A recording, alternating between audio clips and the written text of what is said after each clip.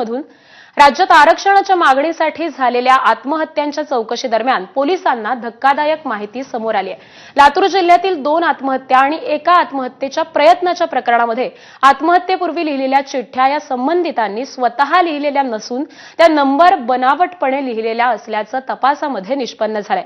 काय आहे हे नेमकं प्रकरण जाणून घेऊयात या स्पेशल रिपोर्टमधून। त्या आत्महत्या आरक्षणासाठी नव्हत्याच। आत्महत्येपूर्वीच्या सुसाईड नोट बनावट। पोलीस तपासात धक्कादायक माहिती समोर। राज्यभरात आरक्षणाचा मुद्दा तापलेला असताना आपली पोळी भाजण्यासाठी आरक्षणाच्या मुद्द्याला हत्यार बनवण्यात आल्याचं उघड झालंय।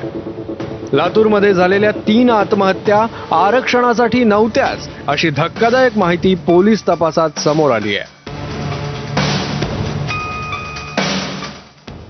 लातूरच्या अहमदपूर तालुक्यात 26 ऑगस्टला बळीराम मुळेंकडून विषप्राशन करत आत्महत्येचा प्रयत्न झाला। मराठा आरक्षणासाठी आत्महत्या केल्याची चिठ्ठी त्यांच्या चुलत भावानं खिशात ठेवल्याचं पोलीस तपासात उघड झालं। लातूरच्या निलंगा तालुक्यातील शिवाजी मेळेंचा विजेचा धक्का लागून मृत्यू झाला। त्यांच्याकडे महादेव कोळी समाजाच्या आरक्षणासाठी आत्महत्या केल्याची चिठ्ठी सापडली, मात्र नातेवाईकांनी ही बनावट चिठ्ठी ठेवल्याचं उघड झालं। तर लातूरच्या चाकूर तालुक्यात अनिल राठोड यांनी आत्महत्या केली, मात्र बंजारा समाजाच्या आरक्षणासाठी त्यांनी आत्महत्या केल्याची चिठ्ठी सापडली। ही चिठ्ठी त्यांच्या 3 नातेवाईकांनी लिहून ठेवल्याचं समोर आलं। आर्थिक लाभ मिळवून देण्यासाठी हा बनाव रचण्यात आल्याचं उघड झालंय। त्यामुळे आता पोलिसांनीही आरोपींभोवती कारवाईची पकड घट्ट केली आहे। ह्या 3ही प्रकरणांचा सखोल तपास करत असताना प्राथमिकदृष्ट्या असं निष्पन्न झालं की आरक्षणासाठी शासनावर दबाव आणावा, त्याचबरोबर त्याला व त्याच्या कुटुंबियाला त्या ठिकाणी आर्थिक मोबदला मिळावा म्हणून अशा पद्धतीच्या या बनावट चिठ्ठ्या त्या ठिकाणी बनवून वापरण्यात आल्या होत्या।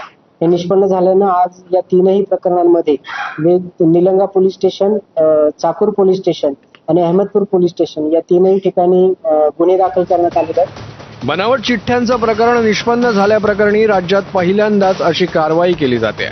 त्यामुळे पोलिसांच्या आणि न्याय व्यवस्थेच्या डोळ्यात धूळफेक करण्याचा विचार करणाऱ्यांनी आपले विचार आणि आचार तपासून पाहावेत। आरक्षणासारख्या गंभीर सामाजिक आणि कायदेशीर मुद्द्याचं अशा प्रकारे भांडवल करणं अत्यंत घृणास्पद आणि निषेधार्ह आहे।